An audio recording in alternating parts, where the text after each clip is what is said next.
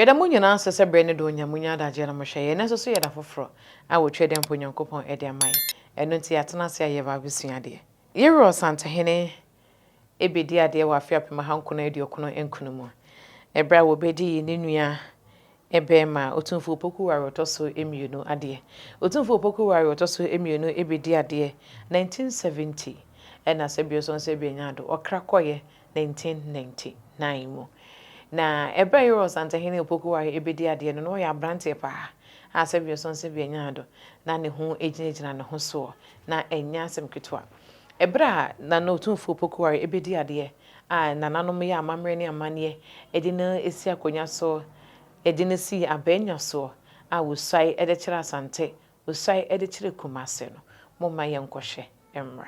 The king never dies, for the event of a king's death is taken as a re-entry into the ancestral world and is announced only in circumlocutions, even on the talking drums. The nation will nonetheless weep and wail to express its grief until a new monarch ascends the golden stool. A monarch who, in the traditional imagery, will restore to his people the shelter of their king's umbrella and thus save them from being scourged to death by the sun.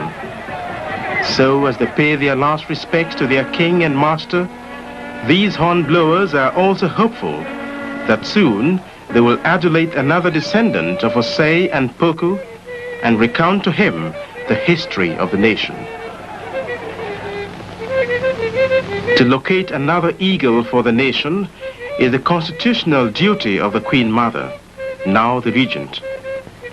The process of nomination may appear smooth and easy, but there are always heirs to choose from. And rival claims for accession to the golden stool are made behind the scenes. The kingmakers of the royal household, that is, the occupants of the Jesse and Kobia and Manwere stools, may have to face an uphill task to come to a conclusion.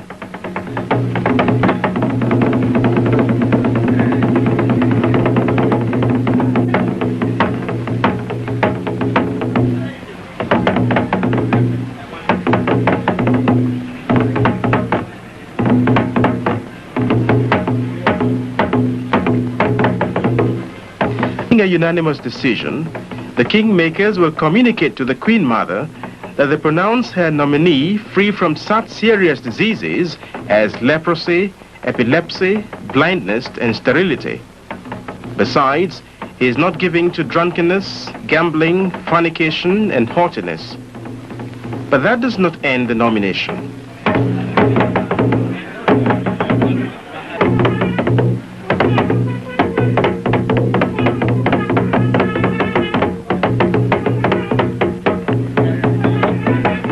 The same physical and moral analyses are done by yet another body, the Kumasi State Council. Under the leadership of the principal right-wing chief of Kumasi, the Banta Mahini, the councillors will decide whether they accept or reject the first nominated heir. And what conclusion will they reach? Yes or no? It is yes. It is concerted yes for Berima Opoku, the nominee. For him, the twilight of suspense has broken away, and with the Queen Mother, he can now shed tears of joy for his late uncle's gun to be given to him, and for the golden stool.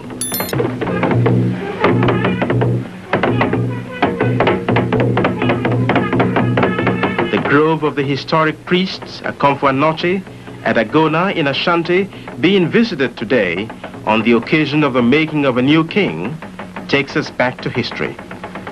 How and when the Ashanti nation and the golden stool came into being.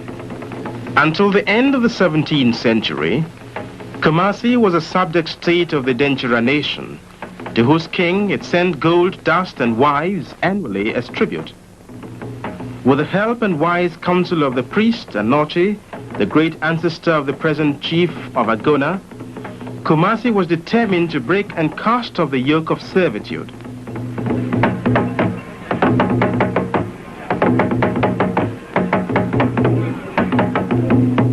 First, Kumasi formed a loose union with nearby states.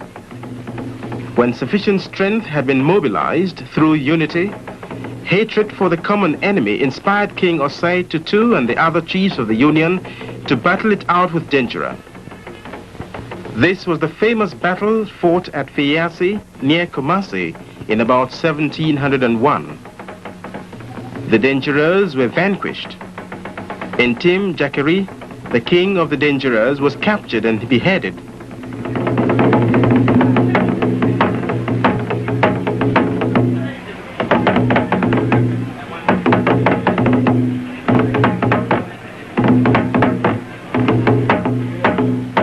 Some of the weapons used to silence Denjira in the Battle of Fiyasi have been kept as museum pieces in the Priest Anochi's grove at Agona.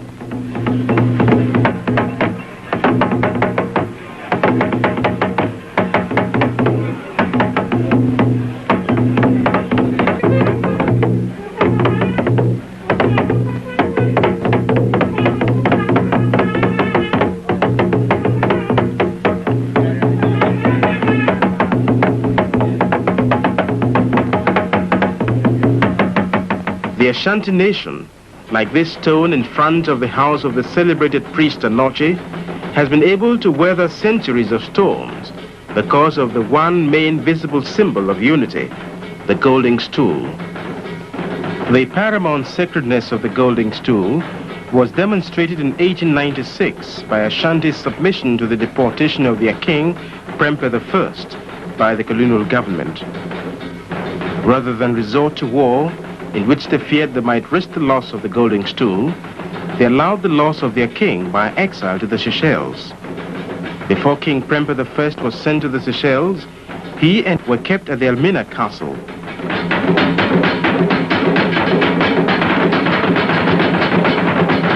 After much petitioning and support from within and outside Ashanti, Prempeh I's repatriation was achieved.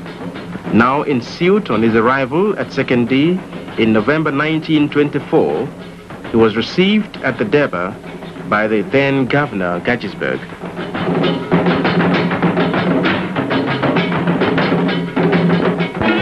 Today, the links of history continue to chain together as time moves on, with Berima Kweku Edusei the successful nominee to the Golden Stool of Ashanti.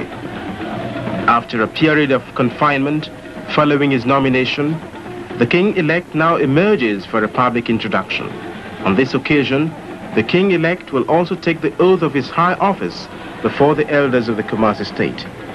To the people, indeed to the whole kingdom, Nana Opoku is coming to supply a vital spiritual link with the ancestors, a link which has been missing since the departure of Otumfuo Osei Ajiman Prempeh II. Empenyesa tete will be ka tete will be echere. Eno ene yakwa share ede abano. Ochede empoye de oho se yesom nananom ye ohonom se we son se we nyado. Ade bia ebema ya mamre ne amane atumpo no. Eno nkuto ne yetenase a ye de ebesomo. Midin ede mame fozi. Ochede empo nyankopon yadoma yebihia makram.